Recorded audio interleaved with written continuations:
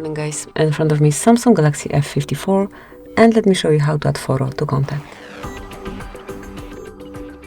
First of all, open your phone gallery. Then mark the contact that you want to personalize and select info. Now mark edit icon and tap on camera. Here you can choose some picture from those graphics here. You can choose something from your own gallery, or you can select AR emoji. Let me choose this picture, tap on done then, and click on save. As you can see from now on, this picture is assigned to your contact, so anytime this number will be calling me, I'll be able to see this profile picture at first. Also, it will be displayed in contact list.